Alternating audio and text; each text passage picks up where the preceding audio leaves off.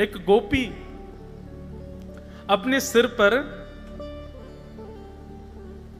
एक डलिया में बहुत सारे फल लेकर के और बेचवे के काजे जा रही है, और रास्ता भर कहती जा रही है, अरे कोई आम ले लो, कोई सेब ले लो, कोई अमरूद ले लो।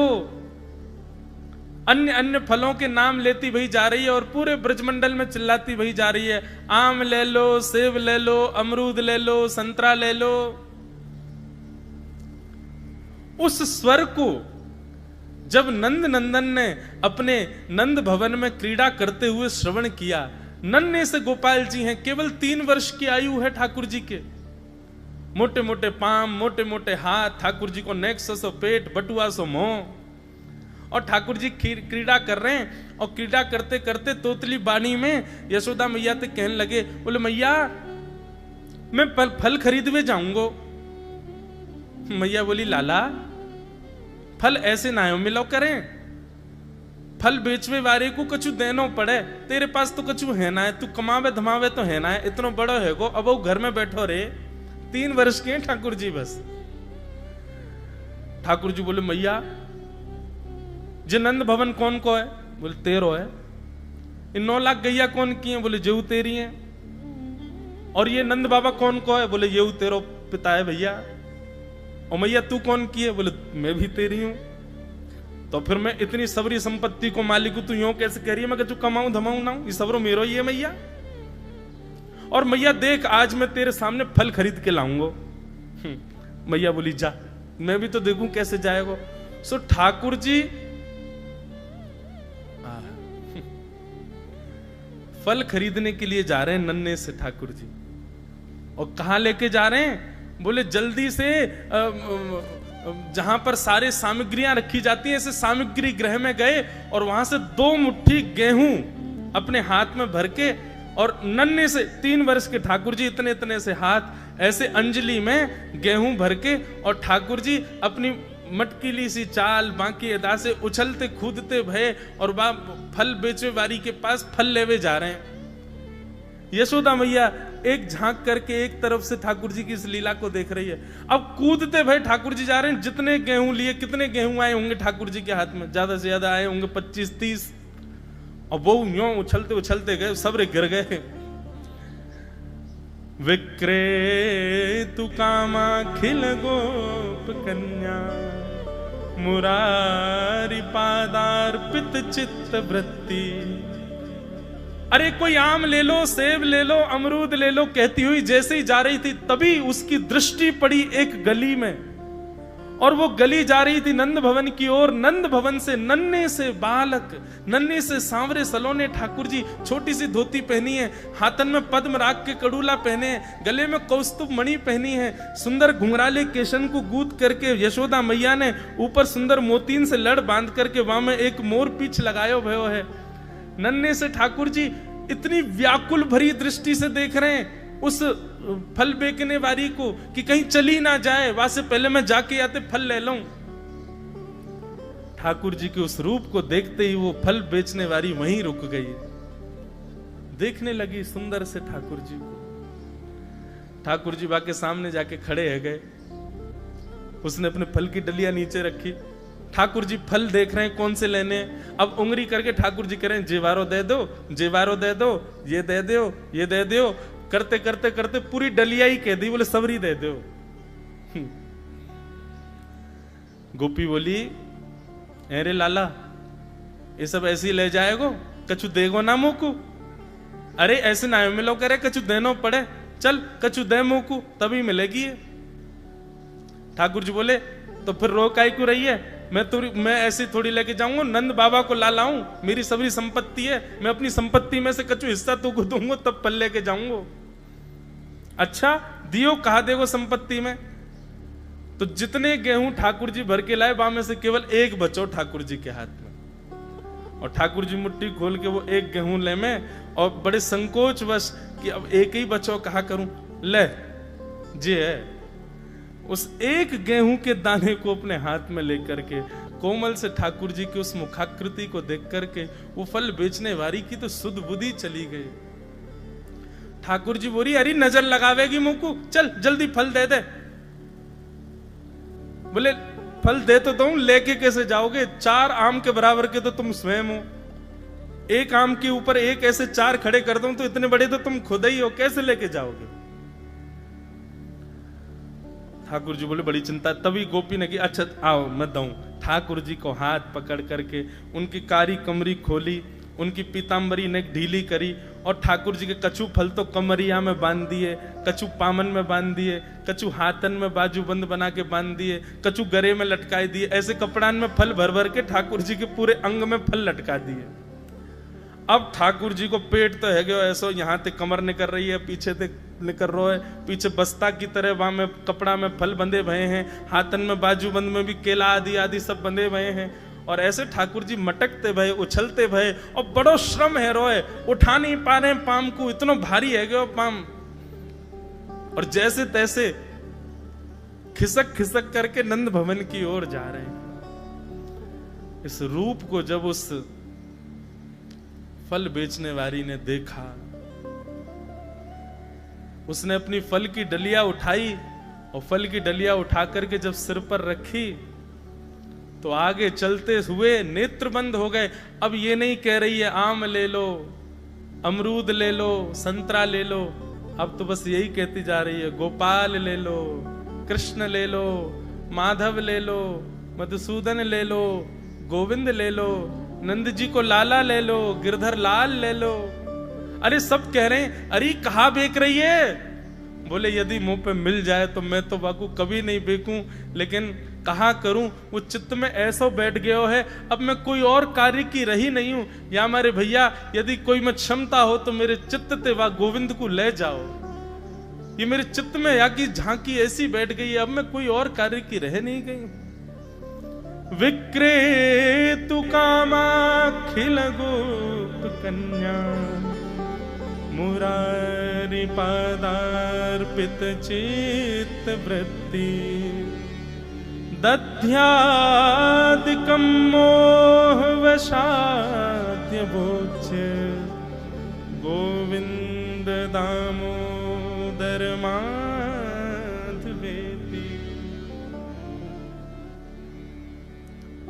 ऐसी स्थिति यदि पानी है जीवन में, ऐसे श्याम सुंदर के दर्शन करने हैं तो भागवत जी की शरणागति लो। वैद्यम वास्तव मत्र वस्तु शिवदम, कल्याण प्रदान करने वाले श्री कृष्ण रूपी वस्तु को ही केवल प्रदान करती हैं भागवत जी। ये प्रस्तुत वस्तु है, मतलब आप मांगोगे तुरंत मिलेगी, और अन्यत्र कुछ मांगोगे तो भागवत जी फिर व्यवस्था करेंगे, ठीक है घर बनवानो व्यवस्था करेंगे, ठीक है सोच विचार के देंगे। लेकिन यदि भागवत जी की शरण में आकर के कहा हमें तो कृष्ण चाहिए, तुरंत आपके गोद में ही ठाकुर जी बैठ जाएंगे। च्युतानंद गोविंद नामोच्चारण भेषजा, नाश्यन्ति सकला बाधा, सत्यम सत्यम वदाम्यहम्। महाराज जी एक श्रीनाथ द्वारा के पूर्व में बहुत पहले साग घर की सेवा करते थे बाबा साग घरिया बाबा। पूज्य श्री राधा कृष्ण महाराज जी की कथा में आते रहते हैं, दास की कथा में भी कई बार महाराज जी का आगमन हुआ। उनके कई भाव में सुनाता हूं। उनका एक प्रत्यक्ष देखा हुआ भाव है मेरा। उनकी आयु महाराज जी अभी 100 में 1 या 2 साल कम है, बस 99 के आसपास ही होंगे, और अगर गलत बोल रहा हूं तो क्षमा। 90 से तो ऊपर ही है और 90-100 के बीच में ही है। उनकी महाराज जी विशेषता ये बाबा की पुष्टि मार्गीय वैष्णव हैं, साग घर की सेवा करते थे आज से 60-70 साल पहले नाथ द्वारा में, श्रीनाथ जी के मंदिर में। श्री राधा इस नाम को महाराज जी उन्होंने इतना आश्रय बना लिया अपना, दुनिया में कहीं भी जाएं गाड़ी से जाएंगे, भारत से बाहर नहीं जाते, भारत में ही जाते हैं, जाएंगे गाड़ी से। और जब गाड़ी में जाएंगे किसी ने भी राधा नाम ध्वनि गाई होगी, उसकी आवाज सुनते हुए जाएंगे, राधा राधा राधा, बस वही सुनते रहेंगे, श्री राधा श्री राधा श्री राधा। एक बार का प्रत्यक्ष महाराज जी भाव ऐसा, जोधपुर में मेरी कथा चल रही थी और महाराज जी को रात में ज्वर आ गया, तो मुझे संकेत मिला कि महाराज जी आज अस्वस्थ हैं, कथा में नहीं आ पाएंगे। तो दूसरे दिन जब कथा में उनके सेवक पधारे तो उनसे मैंने पूछा, मैंने महाराज जी कल कथा में नहीं आए, अस्वस्थ हो गए? बोले हाँ, महाराज जी को बुखार आ गया था बहुत जोर से। तो मैंने कहा बुखार आ गया तो फिर डॉक्टर को लेके गए? बोले नहीं महाराज जी, तो आज तक का नियम है कि महाराज जी को ज्वर आ जाए, खांसी हो जाए, जुकाम हो जाए, डॉक्टर के पास कभी नहीं जाते। बोले तो? बोले महाराज जी लेट जाते हैं और जितने लोग भी आसपास होंगे उन सबको बोलते हैं हमारे बिस्तर के चारों ओर बैठ जाओ, और शर्त है, सौगंध देते हैं सबको, क्या? कृष्ण नाम उच्चारण मत करना, केवल श्री राधा श्री राधा श्री राधा। और जितने भाव में गा सको, जितने ऊंचे स्वर में गा सको, बस वो तारतम्य टूटे ना, जब तक बाबा स्वस्थ ना हो जाए गाते रहो।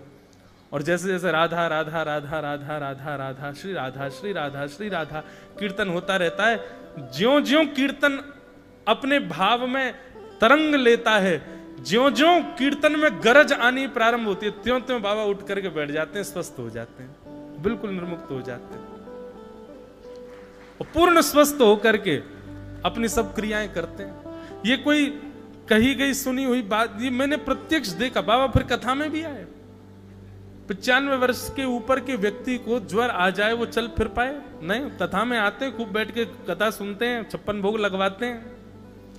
और महाराज जी वो कभी भी आ जाएं कथा में, उनको पता चल जाए कथा चल रही और वो आ गए, अभी मानो अभी आ गए, तो हमको कथा का विषय बदलना ही पड़ेगा। कोई भी विषय चल रहा हो, उस विषय को वहीं विराम करो। क्या? बोले श्री राधा रस सुधा सुनाओ, श्री किशोरी जी की लीला सुनाओ। अगर 5 मिनट तक बाबा बैठे रहे और आपने किशोरी जी की लीला नहीं सुनाई, बाबा चले जाएंगे उठ के। उनको श्री जी का ही यश सुनना है। ऐसे नाम के आश्रय में रहते हैं, उनका नियम है। कोई उनको लिफाफा देता है तो लिफाफा देने वाले से बोलते हैं कितना है इसमें? तो सामने वाला बोले नहीं नहीं बाबा आपकी सेवा में। बोले वो तो ठीक है, या में है कितना ये बता। बाबा 1100 रुपया है। अच्छा चल बैठ जा, अब 1100 गिनती करके नाम जप कर, 1100 बार राधा राधा राधा राधा बोल, और जब तक उसके 1100 नहीं हो जाएंगे बाबा बैठे ही रहेंगे। कितनी भाई 500 है गई, मैं तो जल्दी कर 1100 पूरी कर अपनी पूरी। और जैसे ही 1100 पूरी हो जाएगी तो फिर वो पहले तो लिफाफा जेब में रख लेंगे और फिर कहेंगे 1100 नाम कर, और जब 1100 हो जाएगी फिर लिफाफा देंगे, किसी गौशाला में दिया है, किसी गैया के लिए भूसा की व्यवस्था करवाई हो, कोई गरीब कन्या को ब्याह करवा दियो, ले मेरी दक्षिणा तो तेने मुंह को दे दी, मुंह को जो चाहिए वो तेने दे दियो, और जे ना चाहिए एक कोई गौशाला में दे दियो। एक बार महाराज जी एक भक्त फंस गया, उसने 11,000 का लिफाफा चढ़ाया। बाबा बोले कितनों है जामे? हैं बाबा सब आपकी सेवा के लिए। बोले हैं मत कर, बता कितनों है? बोले बाबा 11,000 है। आसपास के सब लोग हंसने लगे। बोले हंस क्यों रहे हो? बोले बाबा बताएंगे। बोले हाँ भाई बैठ जा, और अखंड और जपना है, जब तक 11,000 पूरे नहीं होंगे उठ नहीं सकता है वो। इसलिए 1-2 सेवक तो बेचारे पहले तो ही बाहर, कोई तो कह दे कोई 1,00,000 1.5 लाख देवे आ रहा हो तो पहले भाई संभल के जाइयो भीतर। ऐसे नहीं, बड़े सहज सरल प्रत्यक्ष दर्शन किया है दास ने, नाम आश्रित। बंधुओं, नाम उच्चारण कैसे करना चाहिए? केवल श्री राधा श्री राधा श्री राधा श्री राधा बोलने मात्र से काम नहीं बनेगा। जैसे श्री राधा कहो, तप्त कांचन गौरांगी श्री राधे वृंदावनेश्वरी आपके चित्त में तुरंत प्रकट हो जाएं। उनके सुंदर रूप का कोई भाव आपको दिखने लग जाए, किशोरी जी का हस्तकमल का दर्शन होने लग जाए, चरणार विंदों का दर्शन होने लग जाए। अब मुख से तो बोले श्री राधा राधा राधा राधा, लेकिन केवल उसकी पूर्ति कर रहे हैं कि बस ये पूर्ण हो जाए, और मन में कुछ और भाव चल रहा है, तो ऐसे नाम जप का कोई भाव नहीं। जय जय राम कृष्ण हरि, जय जय राम कृष्ण हरि जप तो रहे, पर जब जब राम कृष्ण हरि कहो, राम कहते ही धनुर्धारी दिखने लगे, कृष्ण कहते ही वेणुधारी दिखने लगे, हरि कहते ही शंख चक्र गदा पद्मधारी दिखने लग जाएं, तीनों का नाम पूर्ण होते ही कमर पर हाथ धरे श्री पंडरीनाथ दिखने लग जाएं, तब आपका नाम गाना सार्थक। ऐसे ही नाम गाना चाहिए। दिगंबरा दिगंबरा श्रीपाद वल्लभ दिगंबरा, ये केवल शब्द नहीं है, ये केवल कीर्तन नहीं है, ये जब गाना है उस समय आपके चित्त में दिगंबर ठाकुर जी का वह स्वरूप दिखना चाहिए। एक हाथ में माल लिए हैं, दूसरे हाथ में कमंडल लिए हैं। ठाकुर जी बांकी अदा से खड़े, हमारे दत्तात्रेय भगवान भी बांकी अदा से खड़े, थोड़े तिरछे से खड़े। इधर महादेव खड़े हैं, हाथ में त्रिशूल लेकर के खड़े हैं, दूसरी ओर श्री ब्रह्मा जी खड़े हैं। अवधूत भेष ठाकुर जी का। दिगंबरा दिगंबरा कहते ही आपके चित्त में वो प्रकट होना चाहिए स्वरूप, तब तो वो कहना सार्थक है, नहीं तो केवल वो शब्द मात्र रह जाएगा। ऐसा नहीं है कि शब्द कृपा नहीं करेगा, करेगा, पर ऐसे करेगा। कैसे करेगा? केवल शब्द बोलते हो, उस शब्द में उच्चरित होने वाले नाम का दर्शन नहीं करते चित्त में, तो ये तो वही बात है, आप दवाई लेते हो लेकिन परहेज नहीं करते। दवाई तो लेते हो लेकिन उसका परहेज नहीं करते, तो क्या होगा? कितनी भी दवाई ले लो, परहेज नहीं करोगे तो बीमारी ठीक नहीं होगी। हाँ ये है, पहले 100% बीमार थे तो परहेज नहीं करोगे, दवाई रोज लोगे तो अब 70% रह जाओगे, लेकिन बीमार फिर भी रहोगे। नाम उच्चारण कैसे होना चाहिए? नाम कहा जाए, चित्त में तुरंत वो छवि प्रकट हो जाए। जैसे ही माधव कहा जाए, माधव का मतलब क्या है? ठाकुर जी गैया चराने के लिए जाते हैं और गैया चराते चराते कई बार ठाकुर जी खूब जोर से दौड़ते हैं, सारे ग्वाला पीछे रह जाते हैं। ठाकुर जी की दौड़ थोड़ी तेज है, अब लाला तो निकल के आगे भाग गए हो, बाकी के सबरे पीछे रह गए, तो सबरे बालक हाँफते हाँफते थक गए। थकते भय कह रहे हैं, कान्हा माधव मत दौड़ो मत दौड़ो, अब मत दौड़े लाला, हम पे दौड़ो ना जा रहो, माधव माधव माधव। वैसे तो माधाव माधाव संस्कृत में कह रहे हैं, मत दौड़ लाला, हम थक गए, हम हार गए, हमारी हांफी चल रही है, अब रुक जा। वही ठाकुर जी का माधव कहते ही कैसे ठाकुर जी दिख रहे हैं? बोले कमर कस रखी और जोर से ठाकुर जी दौड़ रहे हैं आगे की ओर, गैयान के बीच में ग्वारा सबरे पीछे दौड़ रहे हैं। माधव कहते ये छवि चित्त में आनी चाहिए। मधुसूदन, मधुसूदन ये शब्द जैसी आवे, आहा, जो कामदेव को भी अपने स्वरूप पर न्योछावर करवा लेते हैं, ऐसा ठाकुर जी का स्वरूप प्रकट हो जाए चित्त में। जैसे जैसे नाम उच्चरित हो तैसे तैसे छवि चित्त में प्रकट होने लग जाए, तब आपका नाम गाना सार्थक, और ऐसे ही नाम गाना चाहिए।